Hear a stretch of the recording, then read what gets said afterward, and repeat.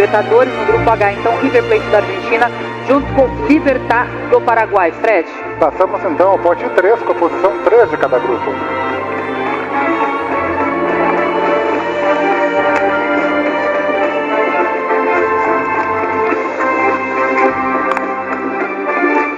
Alianza Lima, do Perú. Alianza Lima entonces al grupo de Fluminense y Cerro Porteño. Llegó hasta las semifinales en el 76 y en el 78. La vez número 30 que participa de la Conmebol Libertadores. No descubrimos el fuego al decir que la historia de Alianza Lima en la Libertadores ha sido una travesía marcada por cicatrices profundas. Durante décadas, la narrativa de cada torneo era casi un ritual cíclico, lleno de frustración, impotencia y resignación. El peso del pasado parecía aplastar cualquier intento de resurgir, como un muro que nunca cedía. Sin embargo, los últimos años significaron un cambio. Aprendiendo de los errores, se logró un avance ciertamente significativo, aunque sin llegar a materializarse en una clasificación, pero dejando un pequeño sendero a seguir a largo plazo. Pero no todo puede ser fácil, no todo puede salir como se quiere. A veces, el destino castiga trayendo los obstáculos más infernales y letales.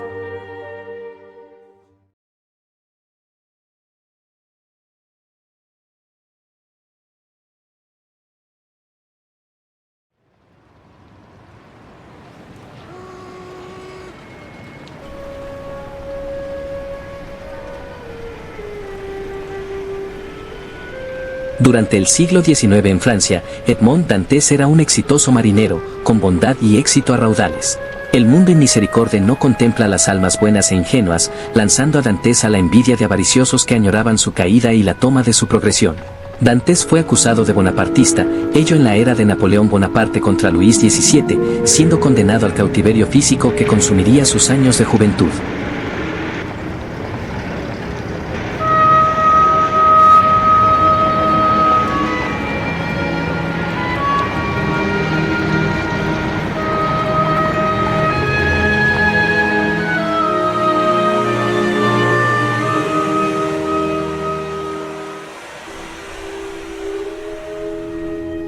Dantes sería encarcelado en el castillo de If, donde la esperanza se desvanecía con cada rayo de luz ausente, con el mundo dejando de girar.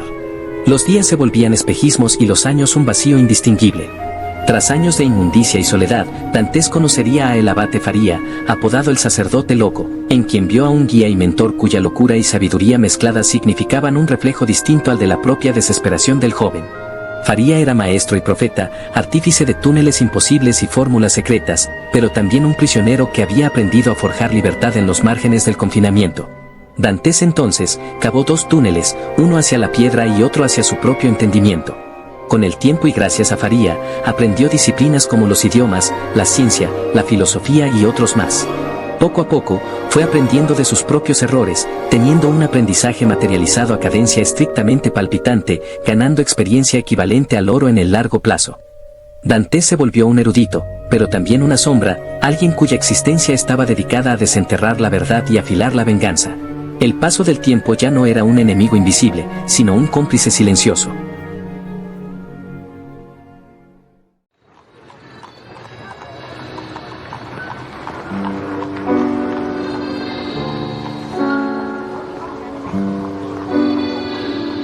Durante una mañana, Gregorio Samsa despertó siendo otro y, sin embargo, siguió siendo el mismo. Su cuerpo ahora tenía la forma de un insecto gigante, lejano a la forma humana que tuvo alguna vez.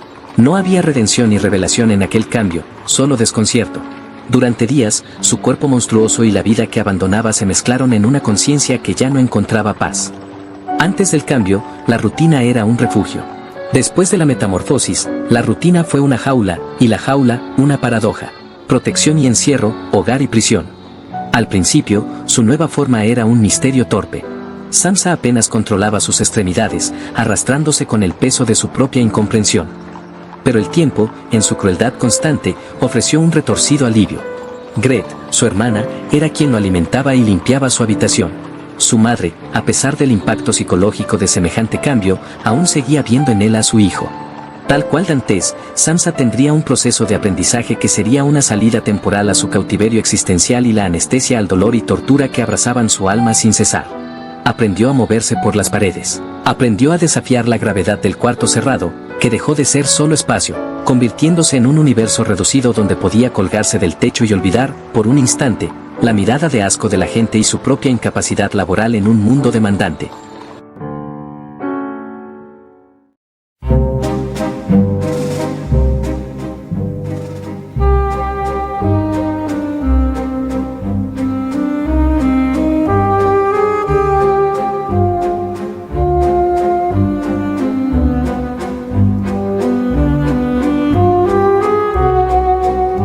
Con el infravalorado Alejandro Restrepo como líder del proyecto, Alianza afrontaría la campaña 2024 con un mayor énfasis en la ciencia cierta y lo estricto. A través de métricas específicas, se reforzó el equipo con jugadores acordes a un estilo de juego para un sistema determinado.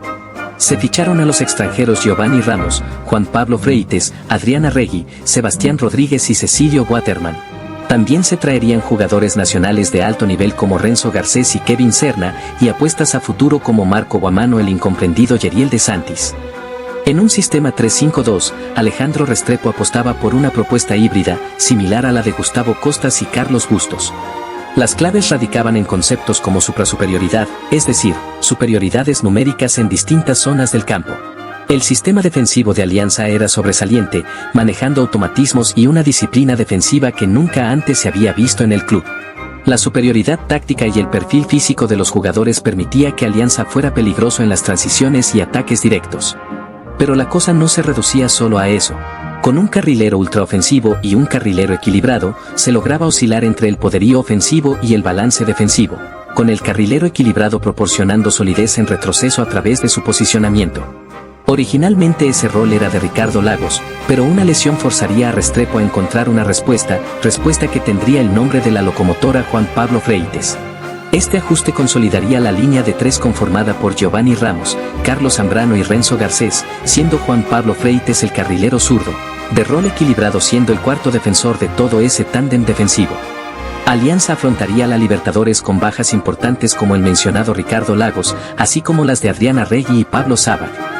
La primera jornada sería en Matute, ello ante el Fluminense de Fernando Diniz.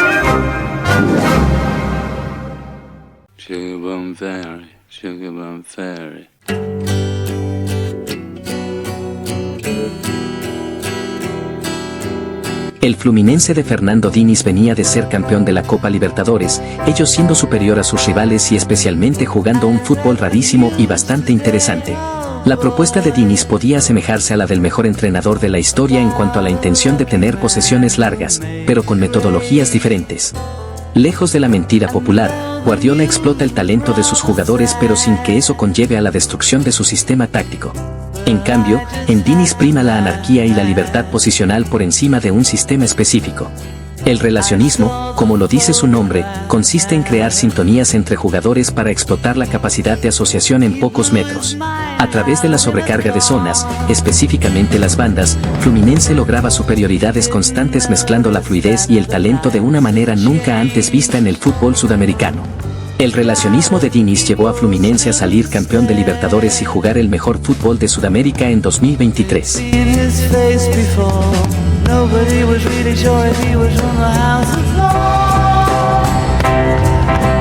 Semejante rival inclinó a Restrepo a apostar por Marco Guamán y Juan Pablo Freites como carrileros equilibrados, siendo Kevin Serna el segundo delantero al lado de Waterman. A través de la suprasuperioridad, Alianza equiparaba numéricamente a Fluminense en cada sobrecarga, evitando sus asociaciones y reduciendo su poderío ofensivo a casi nada. En adición al sistema defensivo casi perfecto, tanto Serna como Waterman quedaban mano a mano con centrales, y sumados a los todocampistas y carrileros, provocaban estragos en cada transición de Alianza.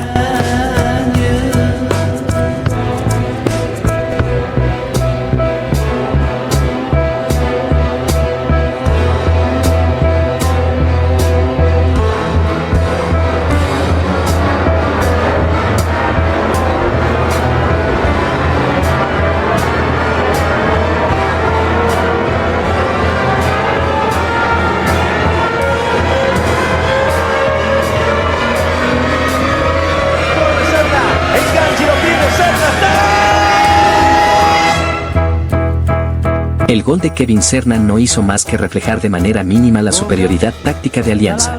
Restrepo anuló por completo la artillería ofensiva de Fernando Diniz a través de la suprasuperioridad, así como otros matices. Ya sea presionar en el momento justo aprovechando la distancia gigante entre centrales rivales en la media cancha, o jugando a línea adelantada con Ángelo Campos en rol de líbero leyendo bien cada balón largo.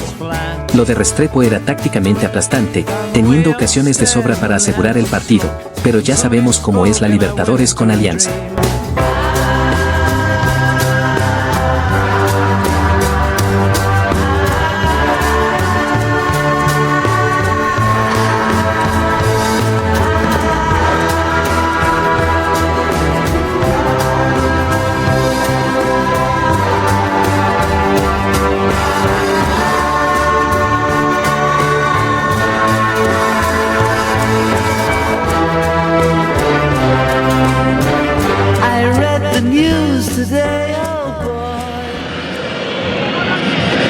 Va a venir el córner.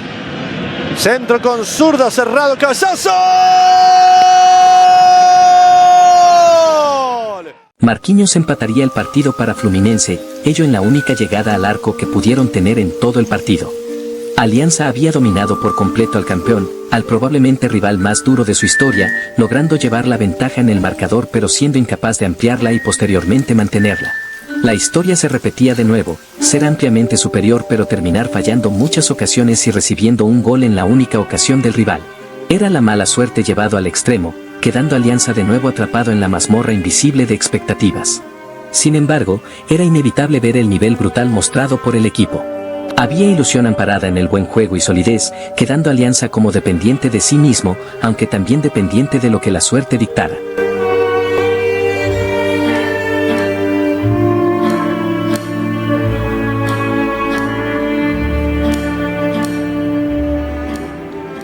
Edmond Dantes, aún sin nombre de conde ni destino de redentor, desarrollaba su proceso de transformación durante su cautiverio físico en el castillo de Yves. Abate Faría, convertido en faro y ruina, en redentor y traidor de sus esperanzas, encontraba en el joven presidiario a una motivación en sus últimos años. Ambos, juntos, planificaban su escape como alumno y maestro, como mentor y pupilo. Dantes quería escape, pero también venganza. Su celda, una tumba fría y callada, le había obligado a enfrentar su vulnerabilidad desnuda, a palpar su miseria y convivir con su odio. Tanto Dantes como Faría comenzaron a cavar un túnel hacia la libertad y, al mismo tiempo, uno más profundo hacia la obsesión. Pero como es usual, no todo sale como uno lo quiere o, dicho de otra manera, no todos los túneles están exentos de piedras gigantes. Dantes experimentaba la urgencia del escape y la imposibilidad del olvido, ello atrapado en la mazmorra invisible de piedra, golpeando paredes, tallando túneles hacia alguna libertad incierta, siempre postergada. Y cuando parecía que el final del túnel llegaba, la piedra se hacía más gruesa y el camino más estrecho.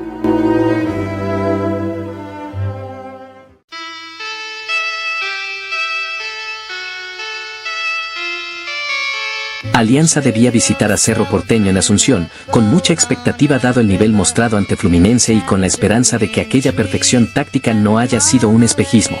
Restrepo optaría por la misma alineación del partido ante Fluminense, planteando de nuevo un partido para forzar al rival al error y jugar a campo abierto en transición. Ante la duda, ante el miedo, quedaría demostrado que aquel Alianza superlativo del primer partido no era una ilusión temporal. En Asunción ante el campeón paraguayo, Alianza volvería a mostrar un sistema defensivo casi perfecto al anular por completo las arremetidas de Cerro Porteño. El fútbol directo de Alianza se iría asomando lentamente, apareciendo con violencia en el segundo tiempo, especialmente en los últimos minutos. En ese tramo, Alianza tendría ocasiones claras que no entraron por poco. Bigote Rodríguez, Yeriel de Santis, Juan Pablo Freites, ocasiones claras que increíblemente no fueron adentro. Alianza había sido superior y, así como ya lo había hecho en Matute, juntó todos los méritos suficientes para ganar el partido.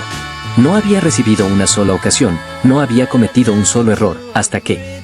Aquí le quedó a Peralta. Aguayo de la punta al medio, busca el área, se hace intocable, tocan para Churín. La pelota le va a quedar a Peralta. El centro que va llovidito para Fernández. Fernández la baja en el pecho para Carrizo. ¡Gol! ¡Gol! La única distracción del partido. Juan Pablo Freites quedándose en el suelo por 2 segundos de más, solo eso bastó para que el destino le escupiera en la cara a Alianza, en un momento donde ni se podía reaccionar o golpear de vuelta. Se merecieron 6 puntos, de los cuales solo se consiguió 1. De nuevo la mala suerte volvía a materializarse de la forma más cruel posible. Lo siguiente era ir a Santiago a visitar al club hermano Colo-Colo. Había urgencia de sumar ya sea 1 punto o 3 en el mejor caso, de modo que se pueda seguir soñando con la clasificación a octavos. Restrepo había demostrado una capacidad táctica impresionante, pero seguía siendo humano y no estaba exento de errores. Con la baja de Cecilio Waterman, el esquema inicial usado en Santiago era un 4-3-3, con la intención de atacar las bandas, punto débil de Colo-Colo, pero ese plan tenía debilidades claras. Colo-Colo tenía en Arturo Vidal y Carlos Palacios a 2 jugadores dinámicos que podían alternar entre zonas abiertas y zonas interiores, constantemente formando un cuadrado que superaría numéricamente el mediocampo de Alianza.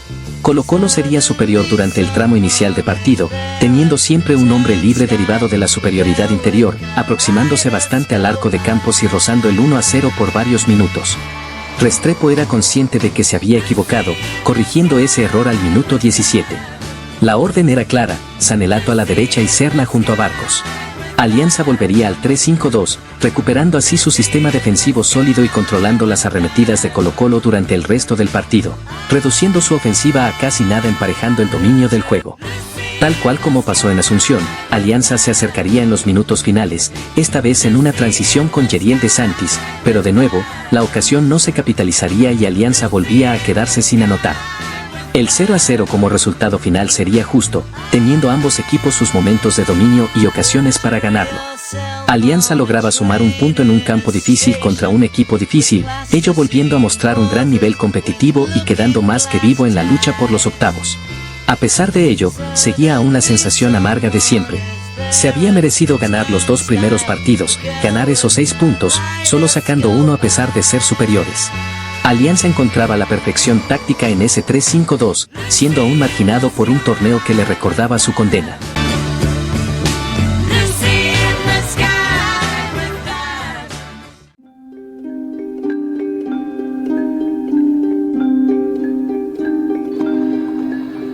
La transformación no es un instante, sino un proceso lento de adaptación y pérdida. Para Gregorio Samsa, convertirse en insecto fue apenas el principio, lo verdaderamente trágico fue aprender a vivir como tal. Del desconcierto a la resignación, de la resistencia a la aceptación del vía crucis. Samsa domesticó su monstruosidad, transformando el miedo inicial en rutina. Ahora trepaba paredes, escuchando los pasos de su familia con el oído de quien sabe que incomoda, que duele, que hiere. Su refugio ya no era su habitación, sino el silencio, la ausencia, la aceptación del rechazo. Parecía haber encontrado la belleza de la existencia en su nueva forma, pero el mundo no pensaba lo mismo. Mientras más intentaba adaptarse a su nueva forma, más evidente era el despojo, y no precisamente por culpa suya. Tanto su hermana Gret como su madre deciden sacar los muebles de su habitación para facilitarle el caminar por las paredes. Gregorio Samsa, a pesar de notar la buena acción, se siente despojado de sus bienes materiales, como una cáscara vacía en un mundo que ya no le ofrecía refugio, solo la amarga confirmación de su propia insignificancia.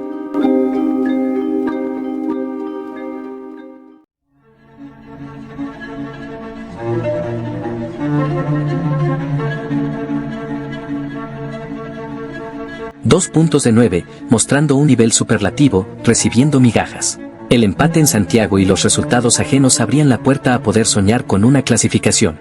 No solo era el panorama de puntos, sino el hecho de que Alianza estaba jugando a un nivel muy por encima de su posición en la tabla, lo que generaba ilusión de poder romper con lo ya escrito. Quedaban 3 partidos, de los cuales 2 serían en Matute ante Cerro Porteño y Colo-Colo, siendo la última jornada en el Maracaná ante Fluminense.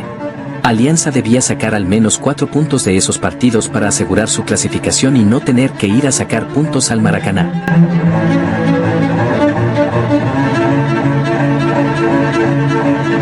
Con la certeza de que Fluminense le ganaría a Colo-Colo, Alianza tenía la oportunidad de ponerse segundo en su grupo, ello si lograba derrotar a Cerro Porteño, todo en la primera final crucial que se jugaría en Matute.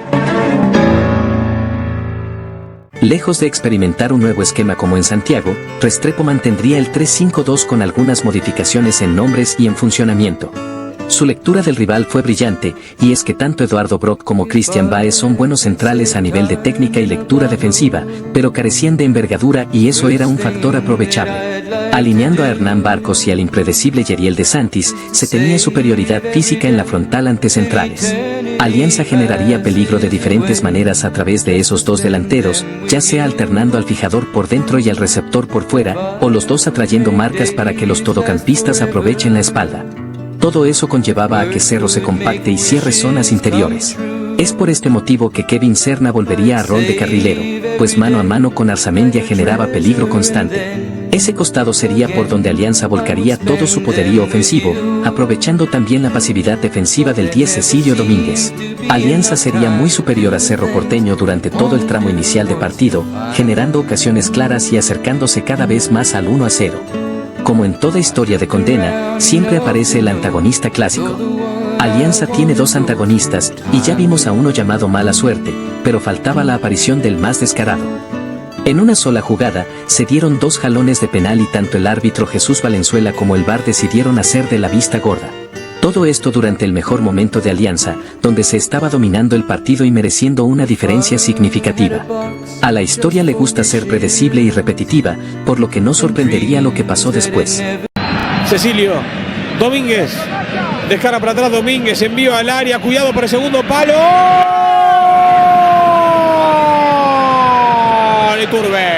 Como ante Fluminense y ante Cerro en Asunción, la primera y única distracción de Alianza terminaría en una anotación rival. 0-1 en una distracción de Serna en una jugada fuera de contexto. La tragicomedia se hacía insoportable y la rabia se espesaba en una caldera cansada de la irreverencia futbolística. Rigol en el rebote. También Sanelato y Costa. Centro flotado al segundo palo. Barco.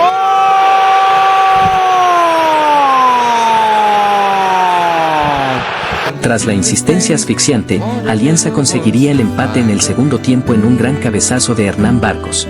Ingresos como los de Franco Sanelato y especialmente el regreso de Adrián Arregui significaron un empuje táctico y motivacional para el equipo, claves para poder conseguir el empate. Fluminense había derrotado a Colo-Colo en Santiago, lanzándose en el primer lugar con 8 puntos, seguido de Cerro Porteño con 5, Colo-Colo con 4 y Alianza con 3. Era casi seguro que Fluminense derrotaría también a Cerro Porteño, por lo que Alianza estaba obligado a ganarle a Colo-Colo por 2 goles para situarse en el segundo lugar del grupo con 6 puntos y poder soñar con una clasificación a octavos. Era el partido más importante del año, la suerte nos había jugado en contra todo el torneo, pero aún así era una oportunidad única para romper la historia escrita. Todo el equipo estaba unido, inusualmente con todo el apoyo de su entorno, y se aproximaba a una última guerra de 90 minutos. Inmensamente feliz por vos, y por vos también, lo siento acá, soy inmensamente feliz de que estén ahí, ¿sí? Ustedes son un equipo, ustedes son un equipo, nosotros somos un equipo, todos somos un equipo. Escuchemos, miremos ahí que un grupo alterno, que seguramente ellos van a pensar que viene un grupo alterno. Acá no hay ningún grupo alterno, esto es un equipo, así, un equipo fuerte. Tenemos que jugar como amigos. Eso como entrenamos el otro día, que nos reímos, que disfrutamos, que jugamos para la idea, eso como amigos. Al camino vas a venir vos, al camino yo voy a ir yo, y como hicimos el juego de los globos, porque esto es un equipo. ¿Sí? Necesitamos fuerza, los pibes que se quedaron allá, que vienen corriendo y vienen jugando, vos me das la oportunidad. Ya te lo dije, todos los que son capaces, y cualquiera de los que están acá, los que están afuera, un equipo de trabajo.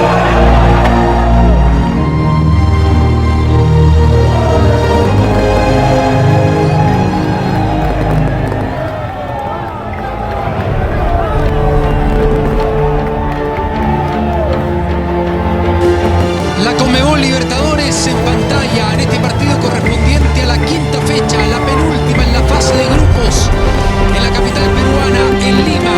El cuadro de Alianza recibiendo a Colo-Colo con dos equipos que están en el tercer y cuarto lugar. Tercer puesto para Colo-Colo, cuarto para el cuadro peruano, que buscan su objetivo de avanzar a los octavos de final de la Copa Conmebol Libertadores. Equipos en cancha. Saludo de inmediato para el comentario Marcelo Bartichotto. Marcelo, ¿qué tal? ¿Cómo estás? Buenas noches. Hola Gustavo, un gusto saludar. Imagen para el árbitro del partido, para el argentino Falcón, ultimando detalles. Balón en juego para el inicio de este encuentro correspondiente a la quinta fecha, fase de grupos, los dos. Restrepo repitió el sistema defensivo del replanteo en Santiago, pues tenía ya estudiada la ofensiva de Colo-Colo y la manera ideal de anularla. A partir del medio para adelante, Alianza cerraba todas las zonas interiores bloqueando el cuadrado interior de Colo-Colo. La disciplina defensiva de Alianza evolucionó una escala más en la perfección táctica al anular por completo la ofensiva de Colo-Colo, obligándoles a destruir su estructura para buscar progresiones y destruyendo también la propia, pero con un criterio que distaba de desajustar, siendo más una forma nueva que una estructura incompleta. Restrepo volvía a rozar la excelencia dándole un baño a Almirón, haciendo añicos su sistema ofensivo a través de un Alianza camaleónico que se adaptaba a los contextos y dominaba cada faceta del juego. De Falcón, viene Alianza Lima, el pase para Barcos y gol. ¡Gol! Fuera de juego. Sí, señor. El gol de Hernán Barcos sería anulado por un offside de pocos centímetros, quedándose Alianza a poco de capitalizar sus méritos, como ya venía siendo usual en este torneo.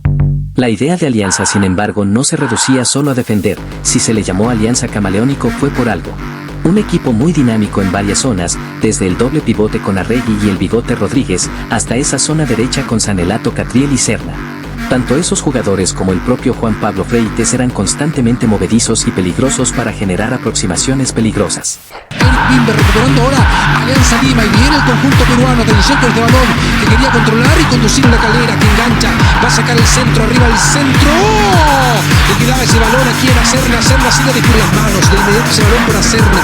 Ahí está la velocidad del delantero, viene a la marca Esteban Pavés. ¿Qué va a hacer? Se quería juntar, atención con ese balón. ¿Qué? Alianza se iba acercando cada vez más al 1-0, rezando por tener una pizca de suerte que haga justicia al dominio del juego, y contra todo pronóstico, esa plegaria sería escuchada. Recupera nuevamente Alianza Lima, viene el contraataque, pase en profundidad, la salida de Brian Cortés, atención, la salida de Cortés que quedó a medio camino, pero no fue fuerte ese balón, por eso recupera Esteban Pavés, cuidado con Marcos, se le gol y gol.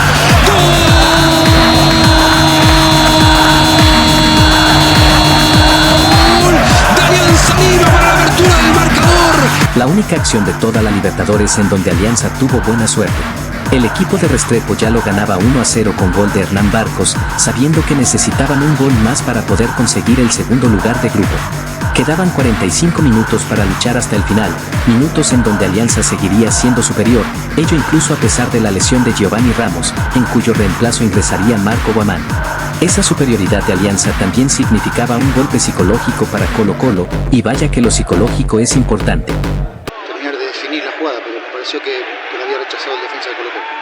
Va al choque, ahí reclamaba una falta de Damián Pizarro, porque saben que tiene tarjeta amarilla en caso de expulsión. Ahora, el árbitro puede determinar si lo ve como una falta y dice, puede ser incluso tarjeta amarilla. Y ya tiene Damián Pizarro, entonces por todos lados yo creo que esto es...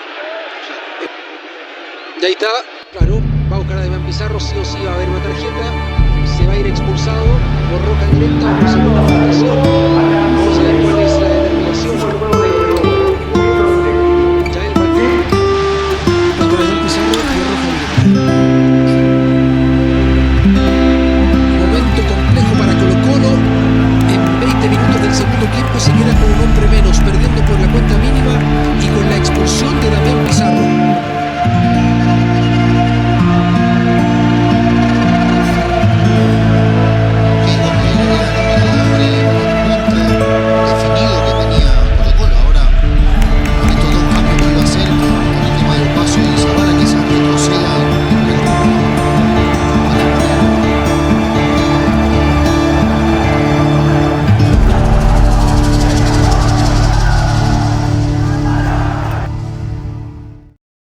Dominio total del partido, tanto en lo táctico como en lo numérico, era el panorama perfecto para conseguirlo.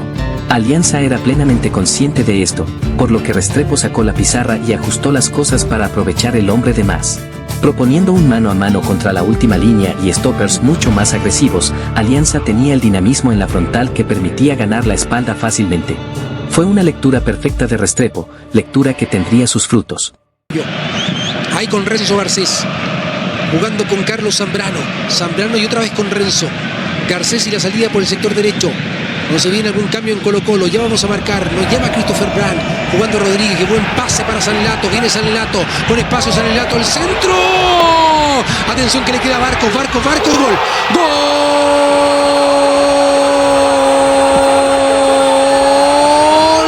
La derecha del capitán. La derecha del goleador para el segundo tanto.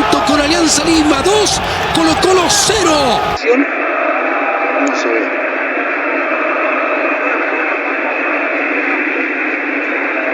Yo creo que lo habilita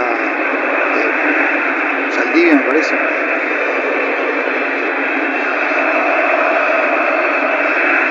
Muy milimétrico, Sí, ¿no? sí, muy delgada la jugada. Pero lo hacen bien porque hay un apoyo entre Rodríguez y Cabellos, y después la habilitación de para Sanelato, que cambia de ritmo. Es una muy buena jugada. Y posición de adelanto, me parece, Christopher, ¿no? Sí, mira. Posición de adelanto. Posición de adelanto. Ok, confirmado. Perfecto, se mantiene la ventaja. Parece una broma, pero es la cruda realidad. En el momento de más dominio, de mejor estado anímico, apareció el mayor antagonista de la historia de Alianza Lima. Era el 2-0, justo y merecido tras una exhibición, pero poco importaron los méritos, pesaban más intereses externos que ya ni siquiera se podían catalogar como errores casuales. Al chiste de mal gusto que vimos en pantalla, se le sumó que el árbitro Yael Falcón le perdonó la tarjeta roja a Arturo Vidal poco después, ello tras hacer una entrada por detrás sin opción a jugar el balón. Si Guamán no quedó con la pierna rota, fue porque Vidal no le agarró la pierna apoyada. Semejante atraco deja descolocado a cualquier equipo, lo dije antes, lo psicológico es importante. Alianza entraría en desconcierto, desorientado al ver que le estaban robando el partido, cosa que no haría más que agravarse. Zambrano de cabeza, jugando con Zavala. Sí, le queda el balón a Zavala, que quiere buscar el centro. Vidal, ¡golazo!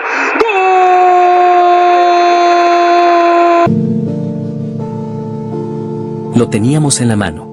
No solo hicimos todos los méritos posibles para llevarnos los 3 puntos y la clasificación a octavos, sino que logramos capitalizar esas ventajas, pero nos lo arrebataron todo de forma miserable y asquerosa. Ya antes Cerro nos habían robado 2 puntos con aquel penal no cobrado, pero lo de este partido significó la declaración de intenciones. Lo peor es que no era nada nuevo. La condena de Alianza implica las injusticias, no solo arraigadas a la fortuna o suerte, sino también a las reglas, que históricamente se han incumplido en muchas ocasiones en que se terminó perjudicando a Alianza, riéndose en la cara de la justicia futbolística. Ni siquiera causaba enojo, ni tristeza, era simplemente el vacío, la inmundicia. El mundo no contempla ni se compadece de los merecedores o los mejores, a veces, simplemente, tira un castigo arbitrario sin motivo, sin piedad.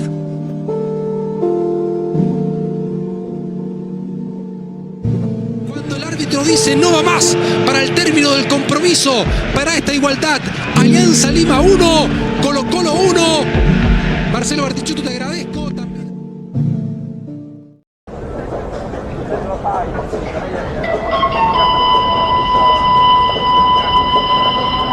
Piedras grandes y sudor en vano, Dantes veía su plan arruinado por el simple azar, por la simple mala suerte, pero eso era solo el comienzo. Por el paso de los años, su mentor, el abate Faría, era consciente de la catalepsia que le llevaría a morir en poco tiempo. Dantes veía su escape fructífero y a su mentor débil y enfermo, entrando en la desesperación, una que le llevó a cavar hacia adentro, a buscar respuestas en el eco de los propios gritos. Su última súplica a Dios quedó suspendida en el aire espeso de la mazmorra, y cuando decidió dejar de comer, no fue un acto de resignación, sino de desafío. En su último intento de escape a la desesperada, hizo un ayuno prolongado que atrajo la atención de un guardia, a quien Dantes atacaría irracionalmente, solo para que su plan fracase y sea encerrado de vuelta. No quedaba esperanza para el joven, solo su humanidad desvaneciéndose. La humanidad de Gregorio Samsa también se iba desvaneciendo, ello siendo su cuarto vaciado por su familia y con su padre y hermana cada vez sintiendo más repudio por aquella criatura. Samsa se aferró a lo único que le quedaba, un cuadro como imagen inerte de un pasado humano. Al ser visto por su madre, ésta se desmayó frente a los ojos de un incomprendido Gregorio Samsa, que sería culpado por su hermana y atacado por su propio padre con manzanas, de las cuales una se incrustaría en su espalda, dejándole malherido. Se quedaría en su habitación, solo, abandonado, con alguna visita interrumpida de una madre que aún veía en él a su hijo, pero sin ser cuidado y con aquella herida infectándose en su caparazón. Samsa veía el desprecio del mundo hacia su ser, viendo también su alma atrapada en algún lugar distante, irreconocible.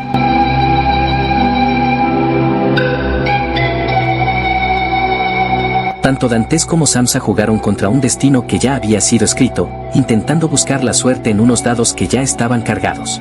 Los que sufren suelen creer en la justicia del azar, pero el azar nunca es justo, premia a los cínicos y despoja a los ingenuos. Dantes dejó de rezar y Sansa dejó de esperar. Ambos entendieron que la redención no siempre llega y que, a veces, el único refugio es la aceptación de la caída.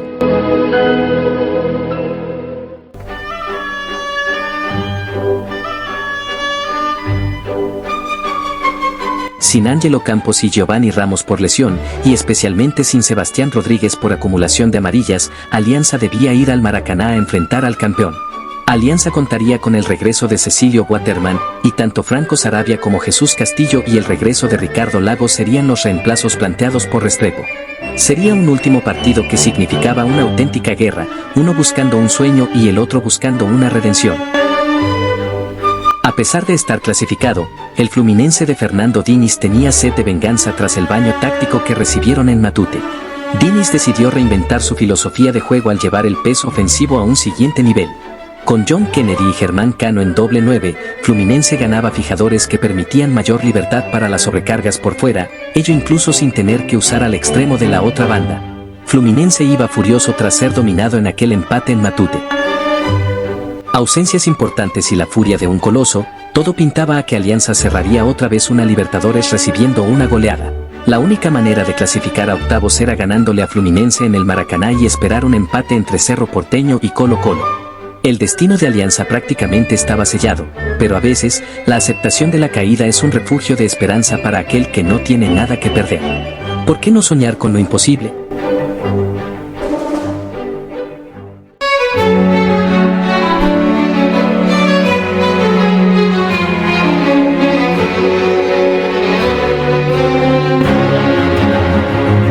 De Alianza Lima, el equipo peruano, que necesita ganar al menos para continuar en alguna de las copas y esperar porque no un milagro.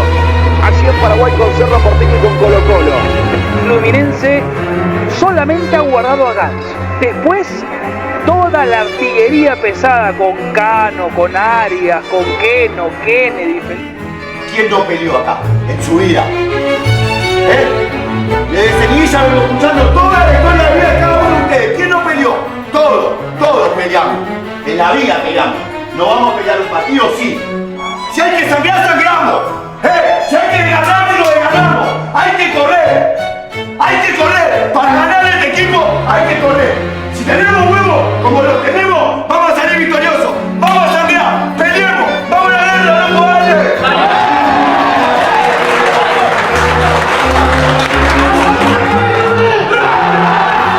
Se asegura cuanto menos la sudamericana. Para eso hoy Alianza tiene que hacer un partido perfecto, en todas las líneas.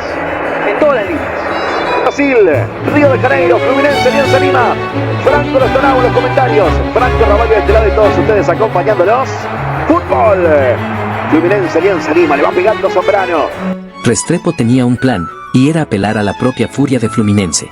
Consciente de que afrontarían un bombardeo ofensivo, Restrepo confió en su sistema defensivo, planteando de nuevo un partido largo donde se bloquearían ataques y se aprovecharían los espacios a la contra y cualquier balón parado. Era importante capitalizar la mayoría de ocasiones, ya sean de jugada limpia o de algún córner. Le imploran a Zambrano, le imploran a Freites, le imploran a Waterman, le imploran a Garcés. ¡Atención! Se mete Castillo también, le va a pegar Lagos. Lagos con el centro abierto y está cabezazo.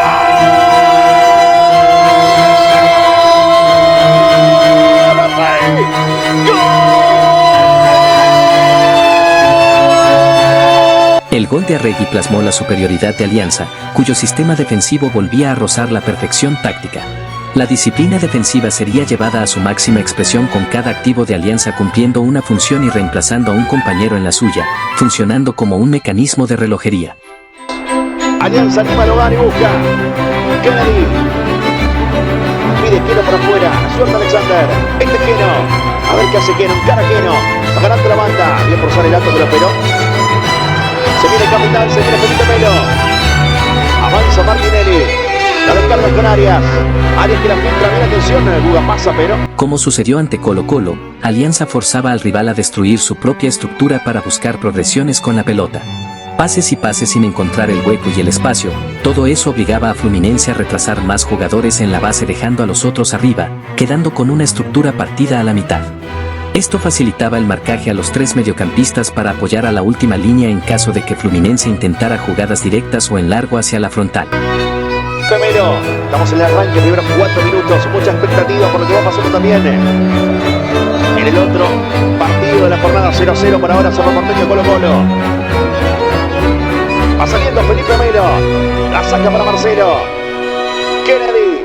Rebotando la pelota. Pierde. Baja su aliento para contagiar de afuera hacia adentro. Fluminense, el vigente campeón. Gana Zambrano. Waterman. Tabasteño Colo-Colo 0-0.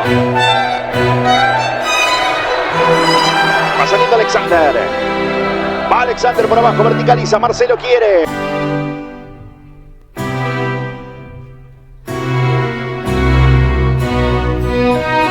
Alianza camaleónico, sólido pero también peligroso.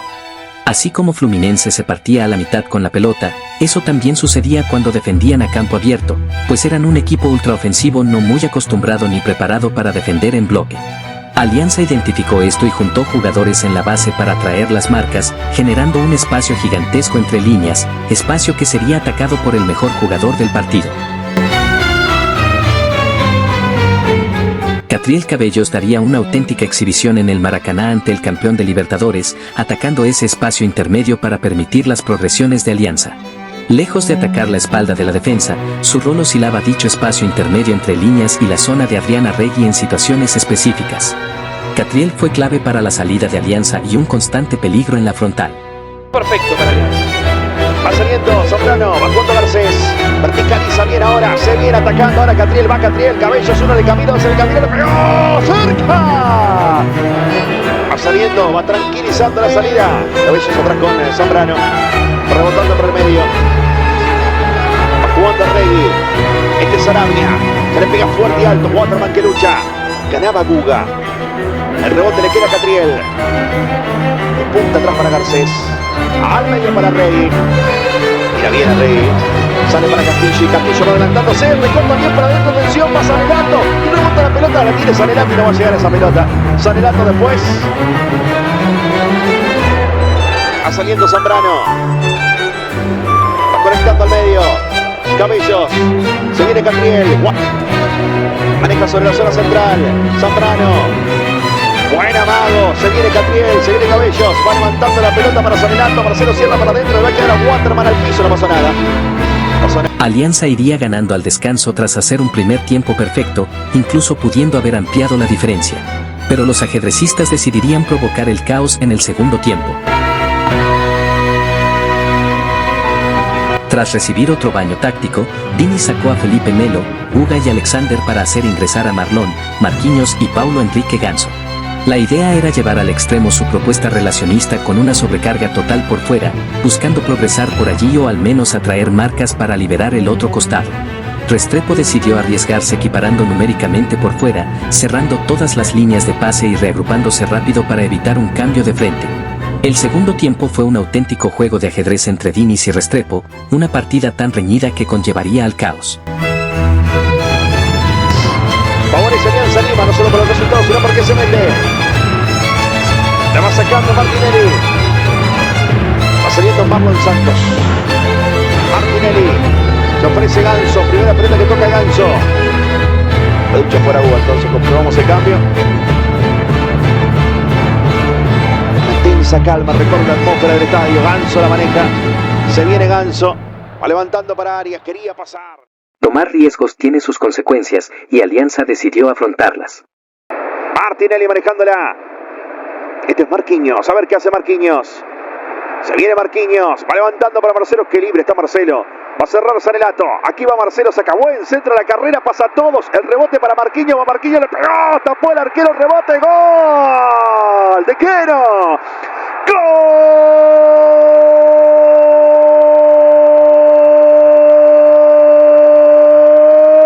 Gol de Fluminense. Va saliendo Freites, pelotazo y a correr, va a ser Navas, se viene Serra, el colombiano dominó bien, engancha hacia adentro, se mete Waterman, pasa para afuera Lagos, la suelta para Lagos, centro para Waterman, lo sobra Waterman, ahí está controlando Cabello, se le va larga, la tiene Catriel, va girando bien Cabello, que bien que ganó, se viene Cabello, saca el centro y está para el segundo y aparece Lima para rechazar, el rebote le queda a Serra y está...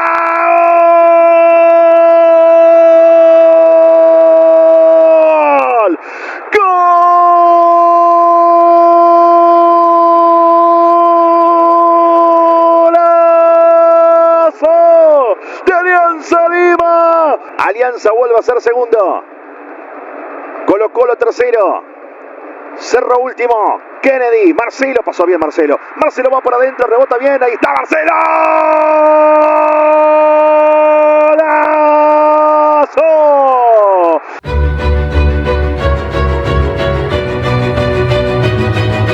Dada la necesidad de puntos, Restrepo ordenó adelantar líneas de presión con especial énfasis en bloquear las zonas interiores, causando múltiples contratiempos en la salida de Fluminense y algunas aproximaciones peligrosas tras recuperación en zonas altas.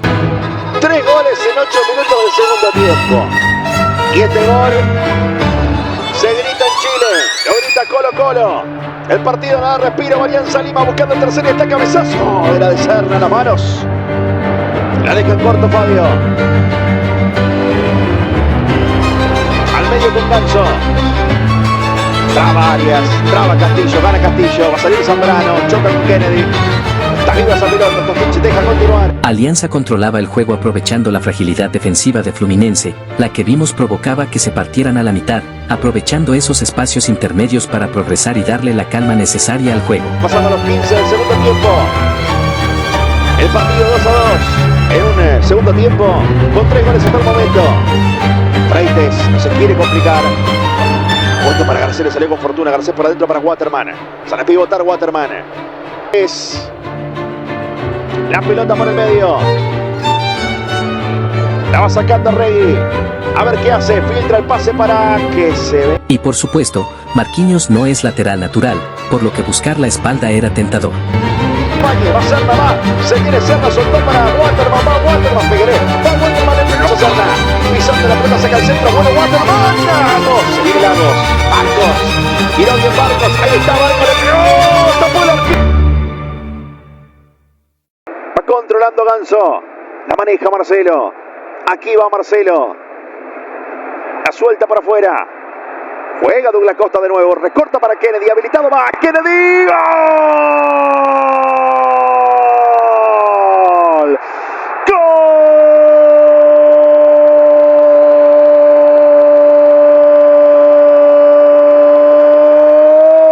¡Gol de Fluminense! Fluminense haría uso de su talento individual, con John Kennedy haciendo el 3-2 definitivo para cerrar la fase de grupos. Alianza intentaría con todo en los últimos minutos, teniendo ocasiones claras con Yeriel de Santis y Aldair Fuentes, pero no logrando capitalizar ninguna. Lejos de las críticas, lejos de la decepción, Alianza se iba de la Copa Libertadores con la frente en alto tras mostrar el mejor nivel táctico de su historia ante rivales durísimos, entre ellos el campeón y uno de los equipos que mejor han jugado al fútbol en Sudamérica. Todos sabían que era casi imposible lograr el milagro, pero aún así Alianza estuvo a nada de lograrlo, a nada de romper una condena ya escrita. Siendo conscientes de que no había nada que perder, se dio el paso adelante para intentar cambiar el destino, dejando claro que institucionalmente se había avanzado a pasos agigantados. Alejandro Restrepo sería injustamente menospreciado posteriormente, pero su alianza fue camaleónicamente impresionante, dejando un gran aporte dentro del proceso de transformación de Alianza Lima.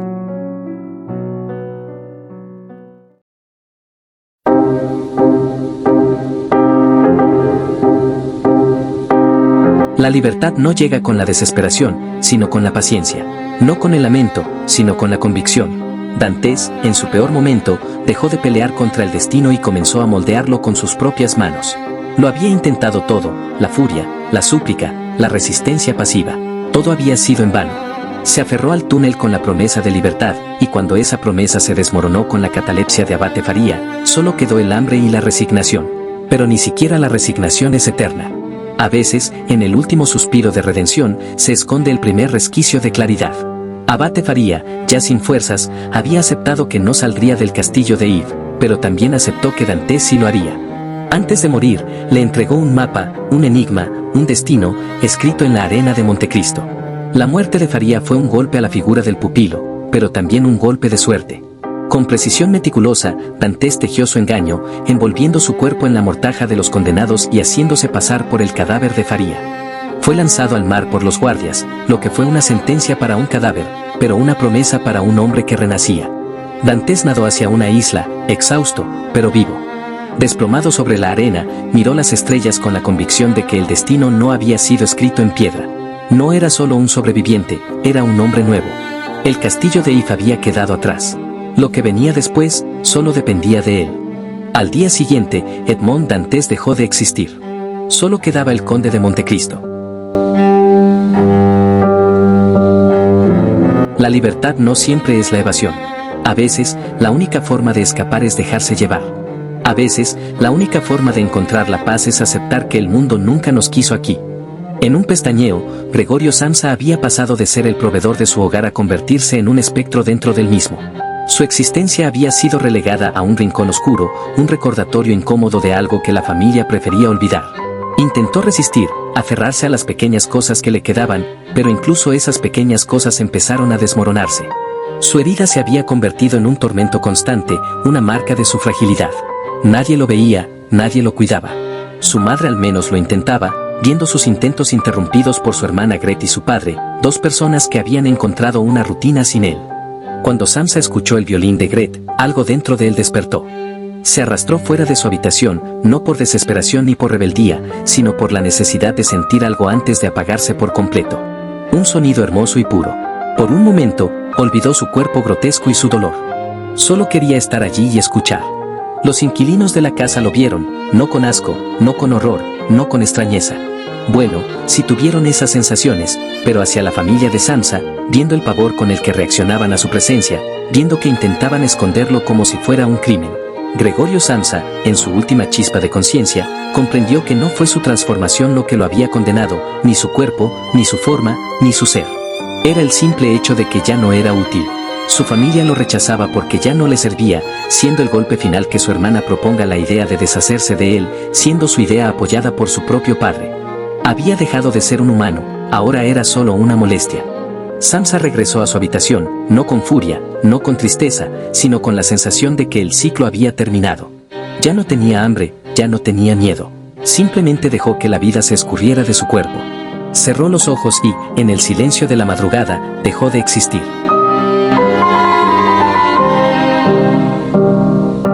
Pero, ¿fue su final una derrota? Podría decirse que Samsa perdió, que el mundo lo aplastó y la indiferencia lo consumió. Pero, no es una teoría tangible o ciencia cierta. Se podría decir que, por muy mal vista que sea la muerte, Samsa encontró la única paz posible. En un mundo donde nunca fue aceptado, su única liberación real era el descanso. No murió con desesperación, ni suplicando amor. Samsa murió en paz, en silencio, sin deberle nada a nadie. En ese sentido, Gregorio Samsa fue más libre en la muerte de lo que jamás fue en vida, dando así el fin a su cautiverio. Quizás, su final negativo terminó siendo todo lo contrario.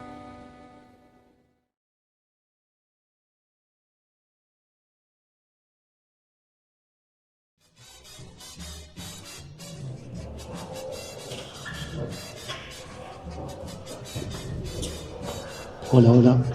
Buenas noches. Damos inicio a la conferencia de prensa del Club Alianza Lima. Nos acompaña nuestro director técnico, Néstor Gorosito. Primera pregunta. El destino es un reflejo de quienes somos. Pero incluso cuando parece estar escrito, siempre queda espacio para el último intento, la última rebelión, la última historia por contar. Con Néstor Gorosito a la cabeza y contra todo pronóstico, Alianza no solo sobrevivió a la fase previa de Libertadores, sino que la conquistó con autoridad. Nacional de Asunción, Boca Juniors, Deportes Iquique. 3 batallas, 3 pruebas de fuego superadas.